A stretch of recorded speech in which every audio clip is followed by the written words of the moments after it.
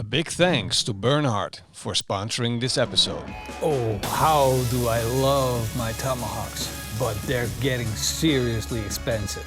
Let's enjoy it just one more time. By now, I think you all heard about what's going on in the world, and it's kind of serious. First, we had the whole sea virus that drove up the prices of meat. Now we've got a thing going on in the east of us, and it's kind of going crazy. Like the food of the animals getting more expensive, the energy is getting more expensive, logistics are getting more expensive, everything is getting more expensive, especially meat. Because think about it, the cow is like on top of the food chain, and even if you don't think the cow is on top of the food chain, we are. The cow really is where it all comes together, because these cows need energy. They gotta be taken care of. They got logistics going on, so all the gas that's going into these trailers and trucks and all those kinds of things, that cost a lot of money. But just think about the grass that they eat. They need fertilizer. The fertilizer prices are going up. I can't stop naming it. Everything is going up, especially around the cow. And that cow, that's where it all comes together. And that's where prices starting to rise. Yesterday, I paid a bill for a couple of ribeyes that blew my mind. And that made me decide that it is time to get tomahawks in bulk, because I don't know what's coming, and I better have a stash of tomahawks laying around just to make sure that Putin is not gonna make me not be eating tomahawk steaks. This is a beautiful black angus rib roast. All ribeye and big bones, with a beautiful fat cap on the outside, a lot of intramuscular fat, and a nice dark red color. First thing I'm gonna do is cut this up into tomahawk steaks. I'm gonna use my supersizer because that's gonna allow me to make only one cut. And I can cut them as thick as I like. And look at that beautiful intramuscular fat. It's absolutely gorgeous. This is gonna be so tasty. Of course, I'm gonna be cooking this tomahawk steak with a reverse sear, and first I'm gonna smoke it on my Bernhard smoker. I still have plenty of pellets sitting in my hopper. And this is a mix of oak and pecan, and it's gonna give me a heavy smoke profile. Let's turn it on and set it to a temperature of 160 degrees Celsius. Of course, you're gonna say, what? 160 degrees Celsius? Yes, I know that's crazy.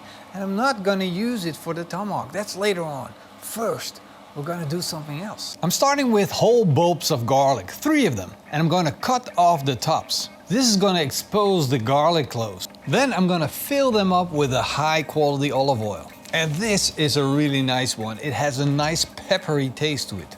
Of course, I gotta season it with some fresh ground black pepper, and since we're making this really tasty, a little bit of fleur de sel, and to finish it off, I'm gonna lay on a twig of thyme. And then all of this goes into the Bernhard smoker, and I'm gonna let this roast until the garlic turns soft. Then I'm gonna let it cool down again, and I'm gonna squeeze out all of the garlic. Then I'm gonna add a whole block of butter, another tablespoon of olive oil, some fresh chopped chives, a little bit more salt and pepper, and then I'm gonna mix it up. And that's the best garlic butter you ever had on your steak. Our steak's been waiting for this moment. It goes on right now. And I reduced the temperature in the barbecue to 120 degrees Celsius because that's what I wanna be smoking at. So I'm gonna stick in my thermometer all the way to the core, then I'm gonna close the lid and let this beauty smoke until it reaches a core temperature of 54 degrees Celsius.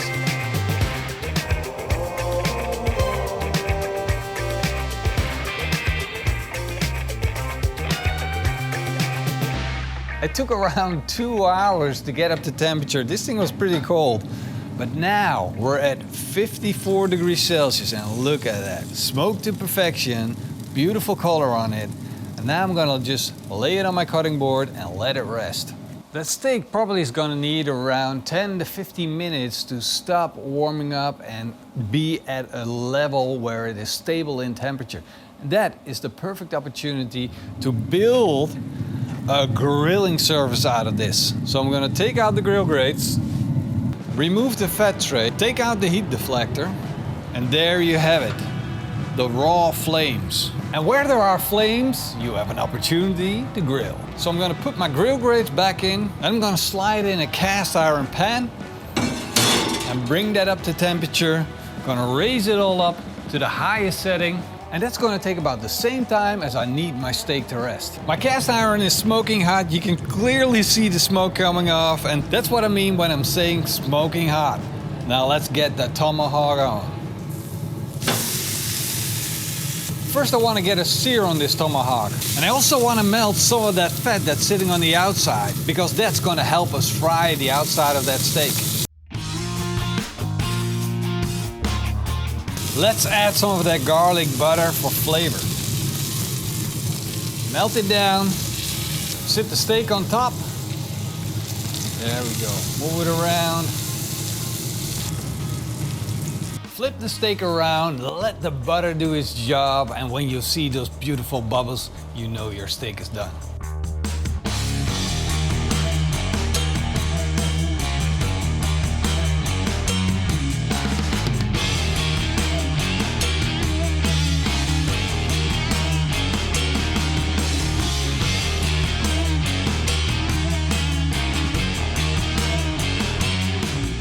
Steak with a little bit of butter.